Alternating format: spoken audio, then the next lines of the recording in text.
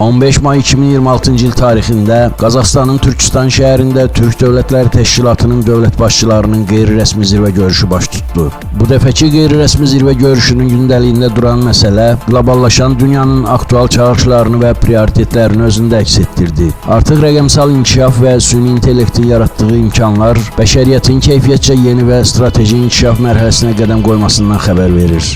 Qeyri-rəsmi zirvə görüşündə çıxış edən Prezident İlham Əliyev bildirdi ki, ailəmiz olan Türk dünyası 21-ci əsrin nüfuzlu geosiyasi güc mərkəzlərindən birinə çevrilməlidir. Azərbaycan bundan sonra da Türk Dövlətləri Təşkilatının möhkəmləndirilməsi naminə səylərini əsirgəməyəcək. Dövlətimizin başçısı Türk Dövlətləri Təşkilatının dövlət başçılarının ilk dəfə 2024-cü ildə Şuşada keçirilmiş qeyri-rəsmi zirvə görüşü təşəbbüsünün artıq ənənəyə çevrildiyini sevindirici hal kimi səciyyələndirdi.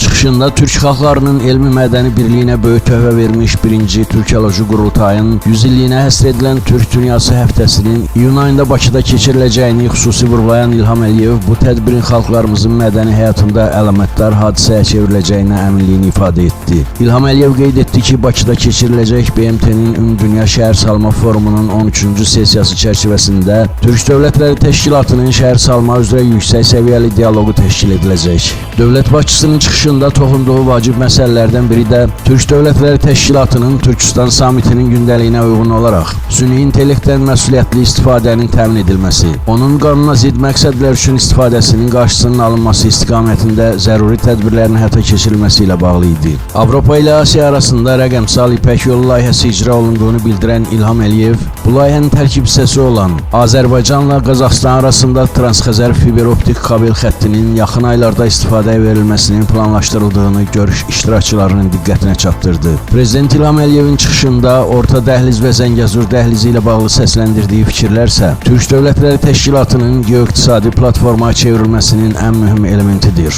Orta Dəhlizin əsas segmentlərindən biri olan Zəngəzur dəhlizinin reallaşması Mərkəzi Asiyanın Türkiyə ilə birbaşa bağlantısını təmin edəcək. Eyni zamanda Zəngəzur dəhlizi Çin, Mərkəzi Asiya, Türkiyə xəttini Avropa ilə birləşdirən mühüm nəqliyyat marşrutu kimi strateji əhəmiyyət daşıyır.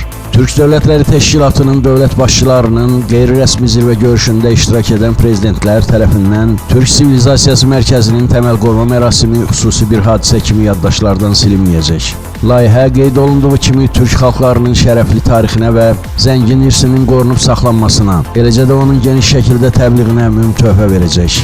Bugün Türk Dövlətləri Təşkilatı artıq eyni soya və tarixə malik xalqların mədəni birliyi kimi deyil, nüfuzlu geosiyasi güc mərkəzi kimi qəbul edilir. Türkistan görüşü Türk Dövlətləri Təşkilatının təkcə regionda deyil, həm də qlobal miqyasda böyük güc olduğu faktını nümayiş etdirdi. Bu görüş Türk dünyasının yeni yüksəliş dövrünün başlanğıcıdır. Türk Dövlətləri Təşkilatı qarşıdakı illərdə Avrasiya məkanında əsas söz sahibi, qanunverici iqtisadi gücə çevriləcək.